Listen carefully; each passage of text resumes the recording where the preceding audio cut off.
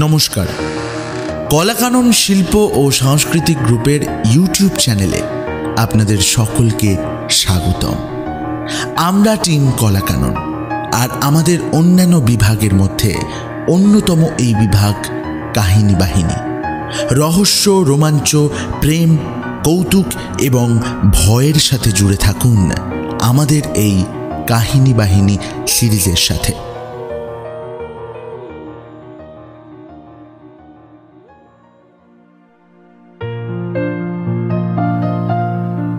স্বাধীনতা দিবসের আজ ৭৯তম বর্ষে পদার্পণ।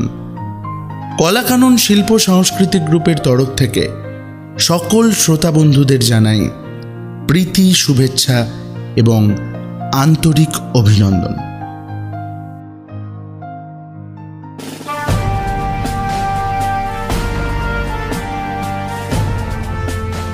মহাত্মা বলে সর্বসাধারণে পরিচিত ও পূজিত হবার ঢের আগে থেকেই গান্ধীজি যে যথার্থ অর্থে মহান আত্মা, তার পরিচয় এই গল্পে তোমরা পাবে।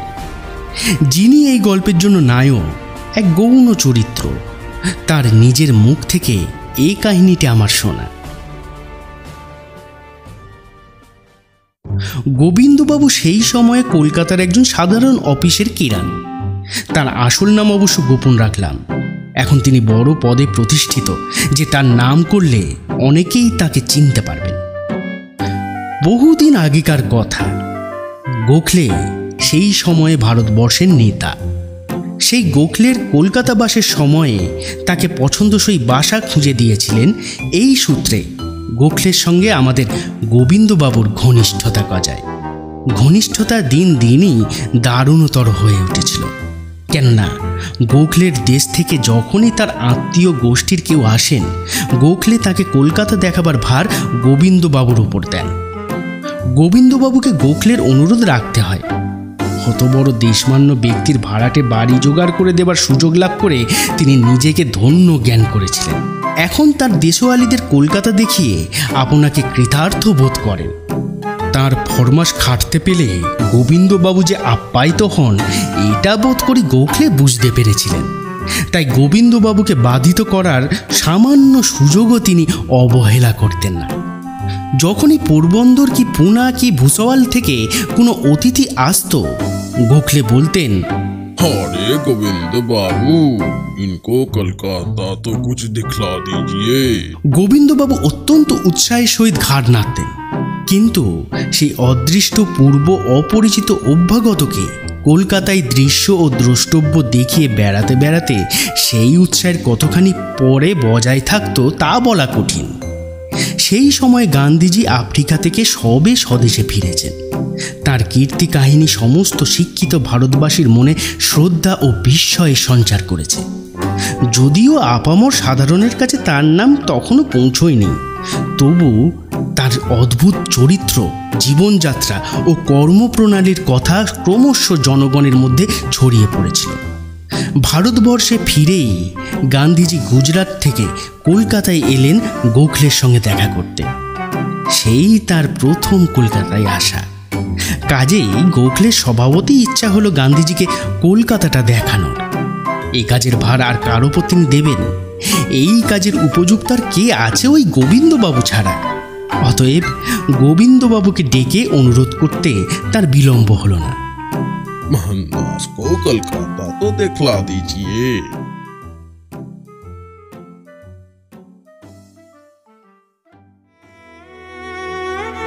স্বাধীনতা দিবস উপলক্ষে কলাকানন গ্রুপের আজকের প্রধান অতিথি মোহনদাস করমচাঁদ গান্ধী।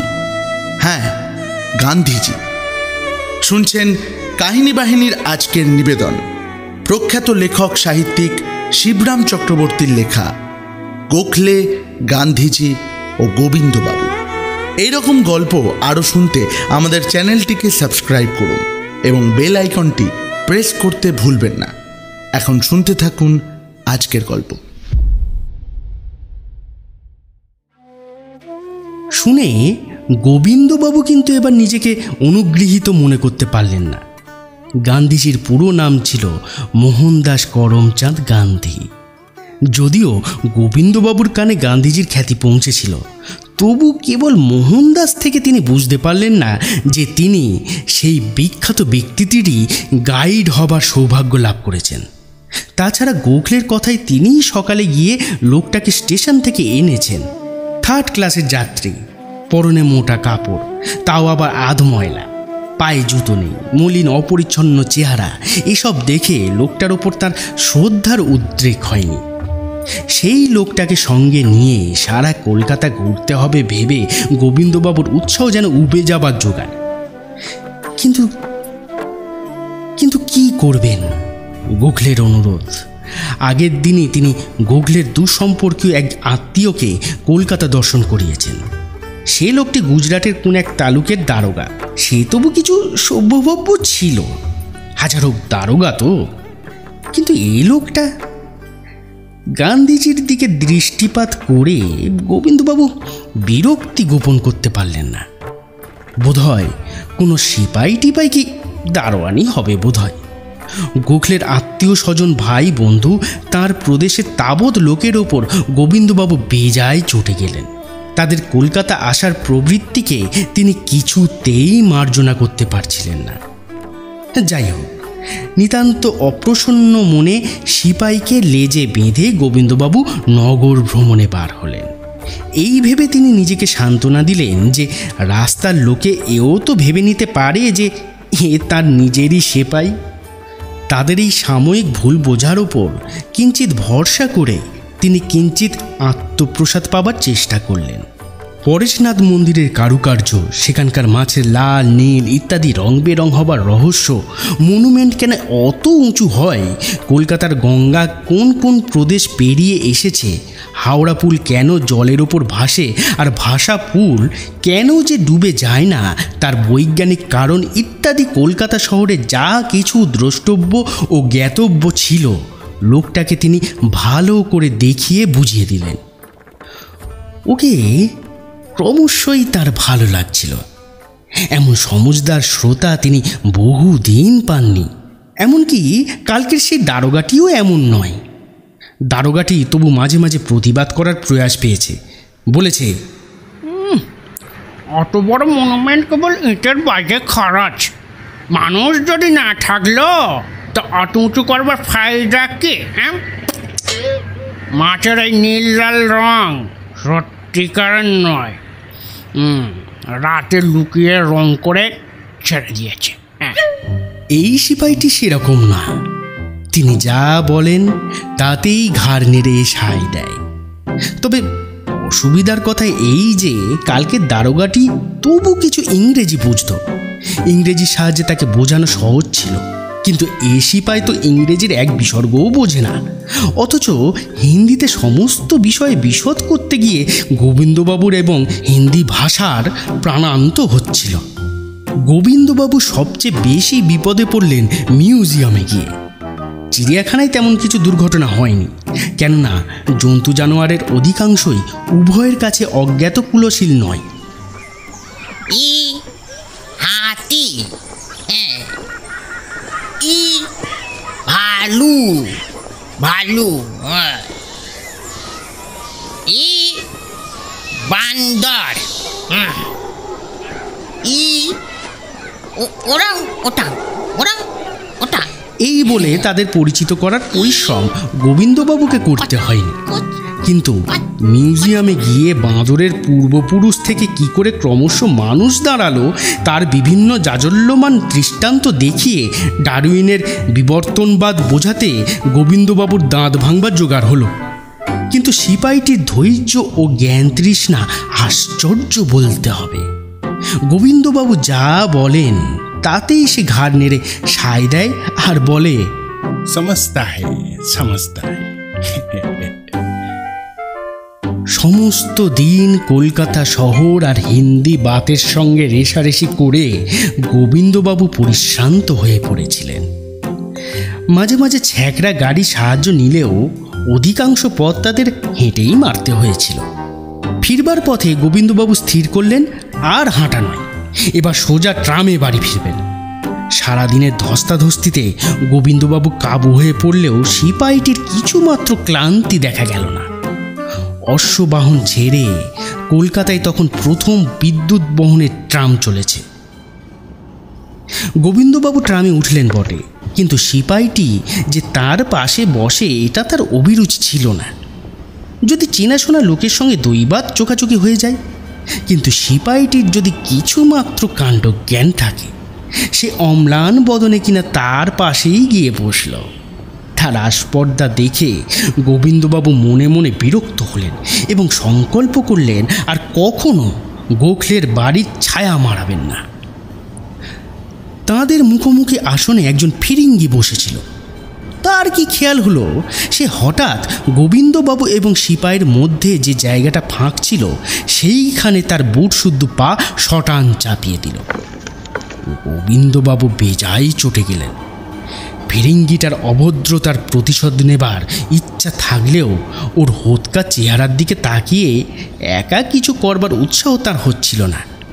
সিপাহীটির দিকে বক্র কটাক্ষ করলেন, কিন্তু তার রোগা পটকা শরীর দেখে সেদিক থেকেও বড় একটা ভরসা পেলেন না। অগত্যা তিনি নীরবে অপমান হজম করতে লাগলেন। কিন্তু একটু পরে তিনি যে প্রভাবিত দৃশ্য দেখলেন তাতে তার চক্ষু স্থির হয়ে গেল। সিপাহীটি করেছে কি, তার ধূলি ধূসারিত চরণ যুগল সোজা সাহেবের পাশে চাপিয়ে দিয়েছে।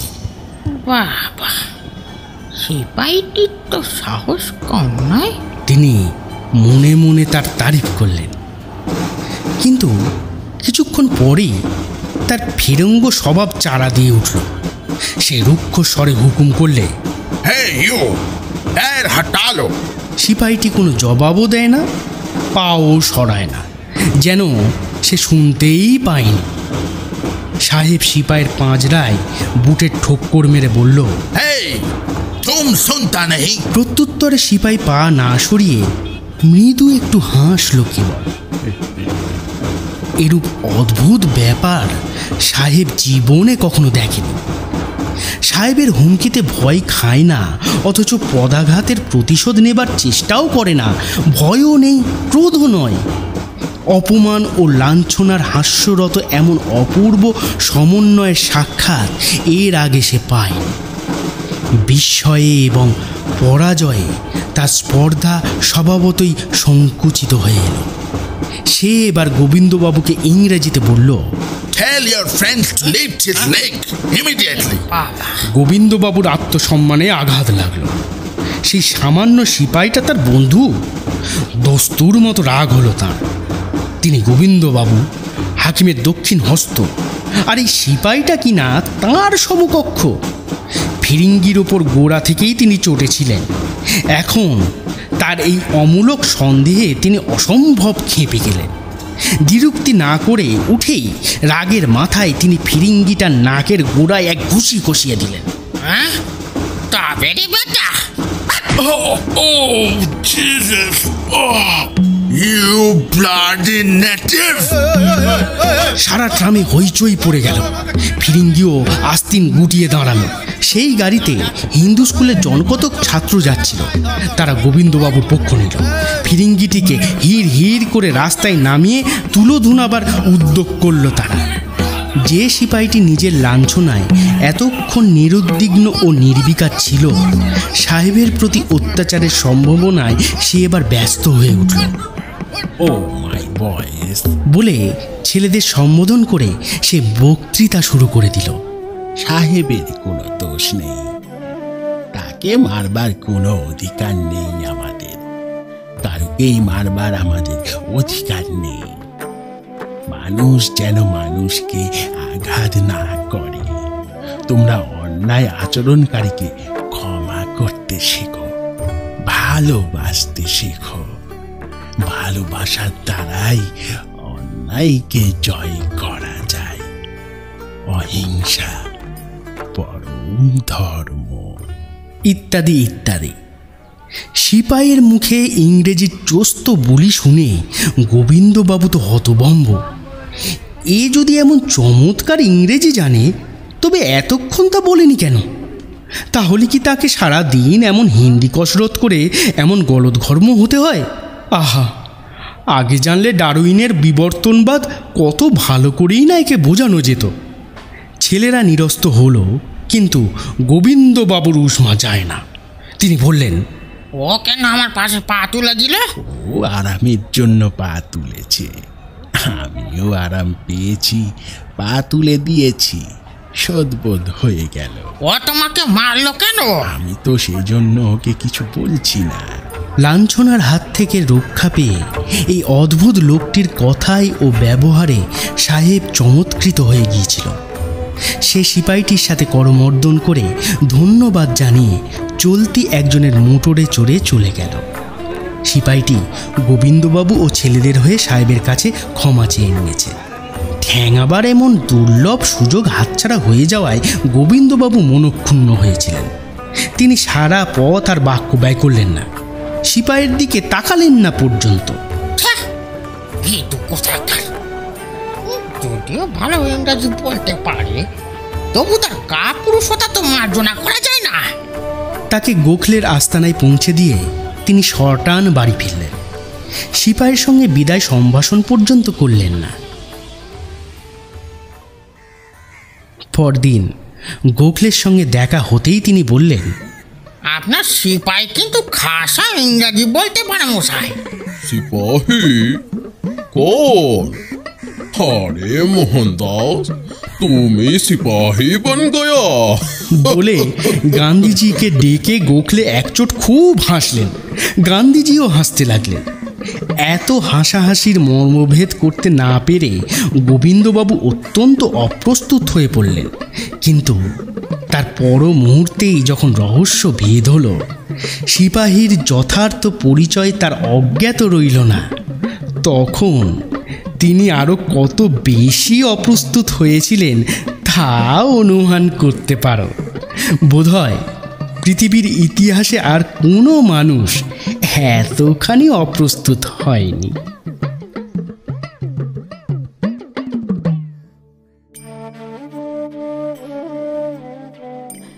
শুনছিলেন আজকের গল্প, স্বাধীনতা দিবসের অন্যতম পথিকৃৎ গান্ধীজির স্মরণে লেখা শিবরাম চক্রবর্তীর গোখলে, গান্ধীজি ও গোবিন্দবাবু।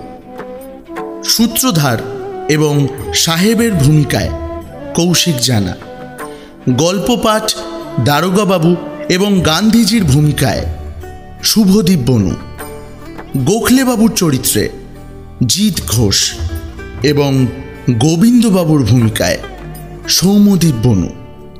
গল্পটি পরিচালনা এবং পোস্টার ডিজাইন করেছেন শুভদীপ বনু, সম্পাদনায় সৌম্য এবং জিৎ, এবং স্পেশাল এফেক্টসে পাপ্পু। গল্পটি কেমন লাগলো আমাদের জানাতে পারেন ইউটিউব কমেন্ট বক্সে। সবাই ভালো থাকবেন, সুস্থ থাকবেন। আমাদের পাশে থাকার জন্য অসংখ্য ধন্যবাদ। জয় হিন্দ।